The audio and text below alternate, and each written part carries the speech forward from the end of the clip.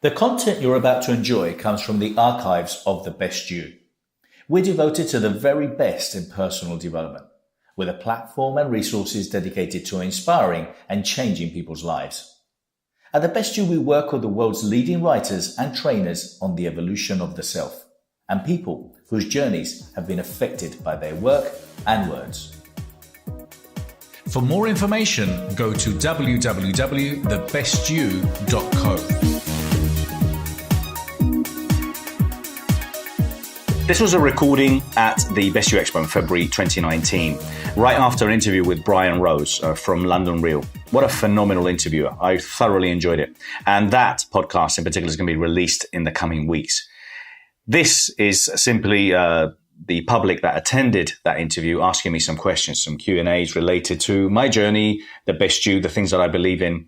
And it was just a great opportunity to be able to share a few ideas with the public that I don't really get a chance to speak to when I run these big events. So I hope you enjoy. It's a unique take on the expo. And as I said, I'll be releasing the recording for Brian Rose and myself in the coming weeks. So I'm sure you're going to enjoy that too. Thank you so much.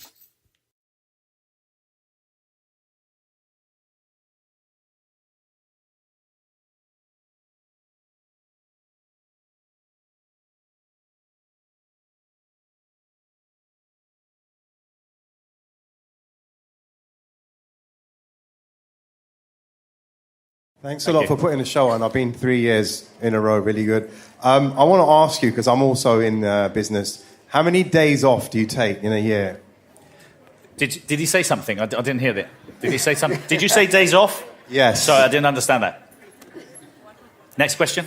You don't take days off? I don't take days off. Look, I can't tell you that. I do go on holidays now and then. I have. But there's not a single day that I'm not working. Yeah. I can't. Unless I'm in... I have sometimes, if I've been on a boat in the middle of the Caribbean, which I have, then I've got no internet, I can't do anything, then I have disconnected for a few days. But I don't normally take any time off.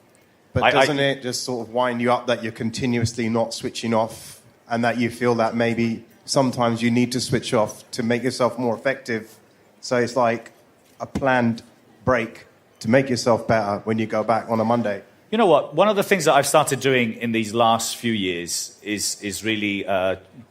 So with my book, which I wrote, is based on the fact of asking myself empowering questions. And one of the things that I knew that I wasn't doing wasn't necessarily taking care of myself. How many of us know that we've got to do something different, either from an exercise point of view, nutritional point of view? We know it, but we keep procrastinating. Well, I've been doing that for a long time. I've had so many people come up to me and say, oh, Bernardo, you've lost weight. But the fact is I started eating differently. I started exercising differently. I started doing things differently that I never used to do before. So my mind, I feel clearer than I've felt in so many years. But if you're doing something that you love, if you're doing something that you're extremely passionate about, you're not working. So I'm not working, you see. I'm stressed sometimes because my passion, can become challenging at some points. But I don't feel that I'm working. I love what I'm doing. But there must be, last part of the question, there must be some small little task that you think, I don't like doing this. Maybe in the office until 1 o'clock in the morning, nobody's there and you haven't slept for 2-3 days and I run up to the exhibition, that kind of stuff, all the pressure, all the stress. One of the things that I do, for me as a hobby, is one of the things that I do love doing is I ride motorcycles, okay? So at least, if I can, once a year, because I've been a bike rider since I'm 15. So I love being able to put on a helmet. No one can call me. No one, and I'm in my thoughts. So I've done South Africa. I've done LA, US. I've done all around Europe. So that disconnects me. It just being able to spend some time thinking. That's how I do it. So what I do too is that sometimes I just sit down and I just simply start thinking about things. I turn my phone off and I just focus on what is it I'm trying to do or what challenges am I having. I ask myself empowering questions and I start finding solutions. Hi, Bernardo. We run a website, both personally and professionally. What can we do to help get your message out of the best you, to spread the message of the best you out? Well, listen, I'm extremely grateful to you guys being here. So obviously, if you go home, I would love to get a little thank you message in the shape of a testimonial, because that helps me. I am also very grateful if you could go and tell your friends that you were here. I would be very grateful if you would book and come next year and you bring your friends with you. If you have some friends remaining after I told you to dump all your friends. But look, these events, if you realize, and I don't know how many of you have actually come here for free? Okay, well, quite a few of you. And quite a few people have paid. But, you know, I've built this show on not charging people to attend these events. Now, obviously, as you can imagine, I mean, the only thing I get for free from Olympia is the air. Because it's polluted and from London. And because they can't... What? And the pigeons. And the pigeons. We get 2 pigeons included. That's the only thing we get for free. This is a production that costs around £500,000 to £600,000. It's a big production. So how do I get that? Well, I only get it. So if you guys are interested in speaking and exhibiting, obviously that would help me. If you guys want to get involved in speaking, exhibiting, and sharing and sponsoring the event in the future, that would help me. I would like, as I said, to have these expos. I want it to become bigger. Buying my books. Thank you so much. Thank you. I'm very grateful. I knew I sold 1 book this weekend. Thank you. It is said that we live in a world our questions create. And it's true. Those that have succeeded in life, those that stand out, those that have made a difference, those that are inventing. It is said that we live in a world our questions create. And it's true. Those that have succeeded in life, those that stand out, those that have made a difference, those that are inventing, those that are exploring, pushing the boundaries of reality are based on those that have asked themselves empowering questions. If you're interested in working with me, contributing to the magazine, maybe speaking at any of our many events around the world, partnering or licensing the best you, go to www. If you're interested in working with me, contributing to the magazine, maybe speaking at any of our many events around the world, partnering or licensing the best you, go to www.thebestyou.co. Hi, Bernardo. In your journey to the person you are today, who are your mentors and who inspired you? Yeah, I think I mentioned that. For me, it's been a lot of what I've read. So I'm a little bit older. Yes, you might not believe it, but so I had the tapes. Remember tapes? Yeah. So I used to listen to Jim Rohn. I love Jim Rohn. I still love him. No, you remember Jim Rohn? I love Jim Rohn. Brian Tracy. So you know they felt a part of my life. You know, Les Brown. I did an awards ceremony last night in recognition to the biggest 12 awards we gave, and the Lifetime Achievement was to Les Brown. Les Brown sent me a message thanking me. I shared the stage with Les Brown in New York. So, you know, these are just things that is unbelievable from me 10 years ago, being completely broke, you know. So reading, engaging with these speakers who I felt part of my life has been something tremendously inspiring. But obviously, listen, NLP has been a big impact in my life personally. And obviously the work of Dr. Richard Bandler and working with him, and Paul McKenna, obviously. Thank you. Question down here. Tony Robbins as well. I mean, listen, I've listened to a lot of tapes, but I can't tell you that I haven't been one of those that's done 16 UPWs, you know. But I've obviously done training. I'm a massive fan of Tony Robbins, complete respect. But listen, I have read them all. You know, I've engaged with so many great speakers. Question down here. In Spanish, thank you. Y muchísimas gracias por inspirar a tanta gente, de verdad. Te lo agradezco a ti, muchísimas gracias. ¿De dónde eres? Dominican Republic and Spain. So muy bien, muchas gracias. I am half and half. Just a quick question. In one word, how you can define the key word for people who are losing the hope? There are so many people now that they are losing the hope. Thank you. Thank you. It's tough. It's tough for a lot of people. It really is. I get it. And I think surrounding yourself with you know, like-minded individuals, attending events like this, you know, really seeing the possibilities of where you're going is ultimately it. My conclusion, and I'm not going to share too much, but I'm going to be sharing that in my talk in a little while, but my conclusion with 50 years on the planet, 30-odd years as an entrepreneur, and 10, 12 years in the forefront of, you know, personal development, personally and professionally, it is really down to start focusing more on what my legacy is and me finding my true purpose. Okay? I think what happens is a lot of people read books. We read books. We attend these sort of seminars, these courses. We go and we do this, we do that. But then we don't do anything necessarily with it, obviously, because, hey, I've got to work. But I'm asking you, do you think that you personally deserve 1 day a month to work on yourself? How many of you do think so? Okay. How many of you? Oh, great. How many of you actually do that? Okay, more or less the same, a little few less. And the rest of others don't.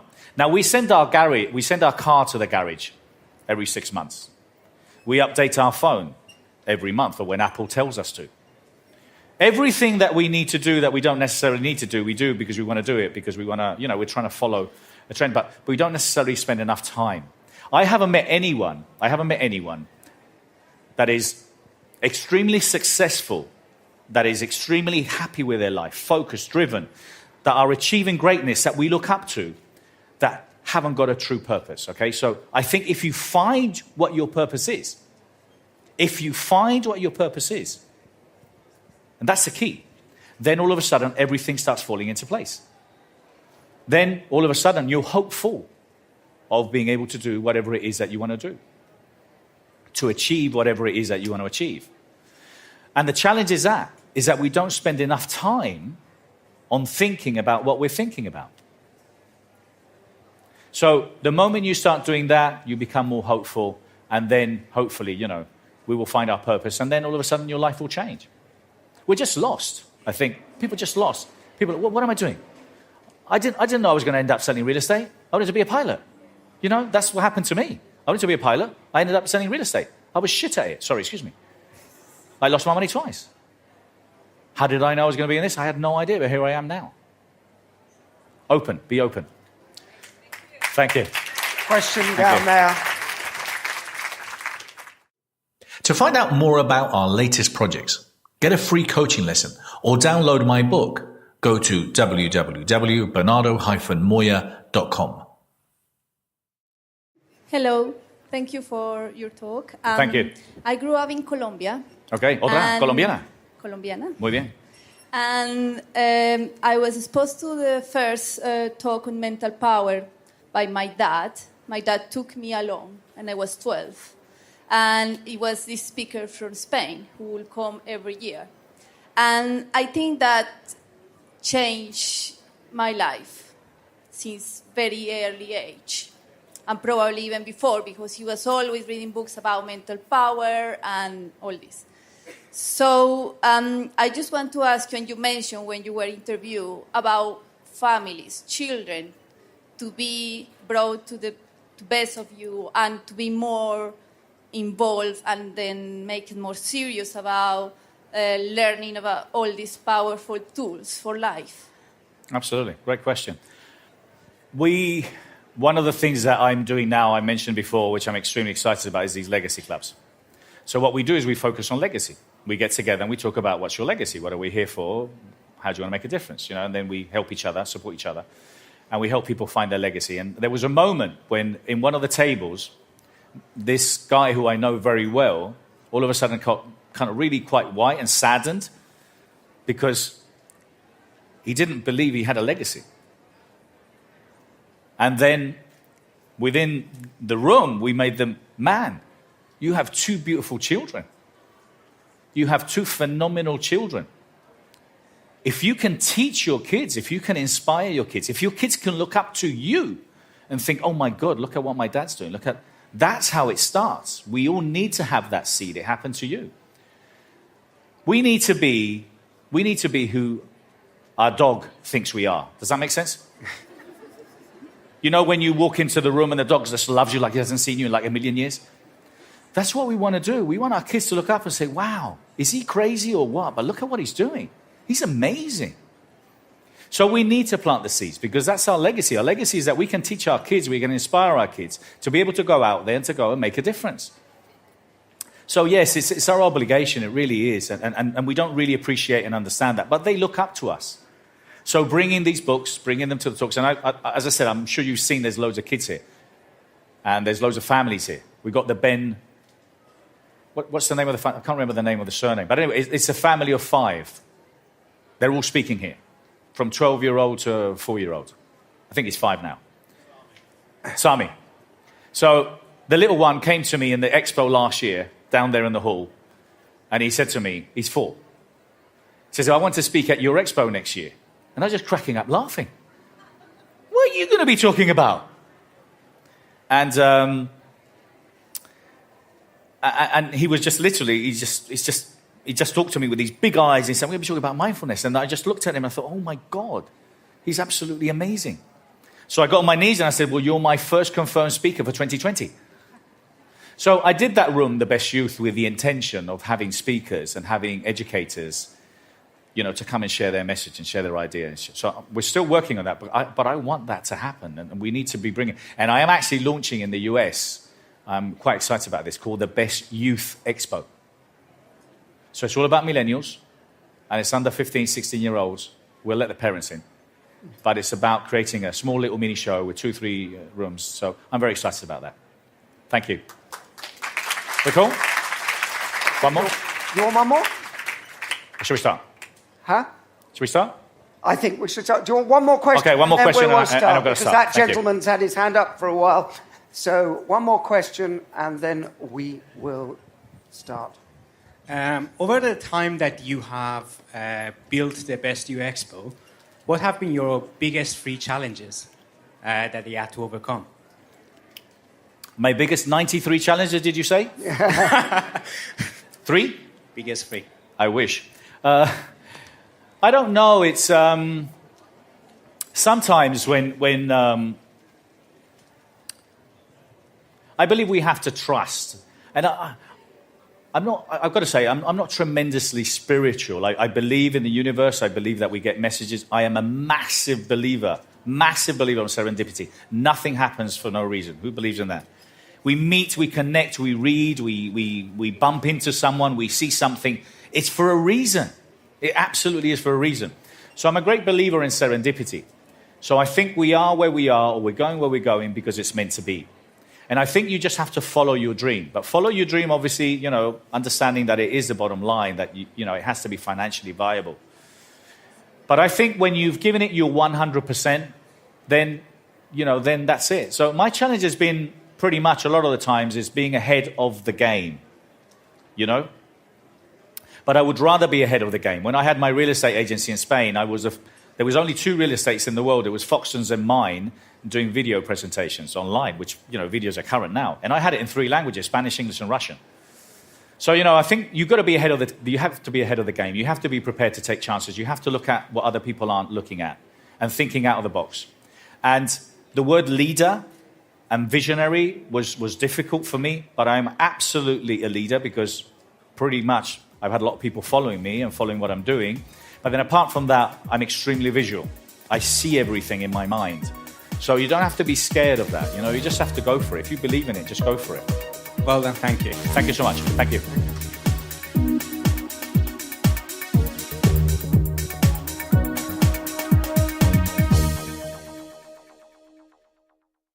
For more information, go to www.thebestyou.co.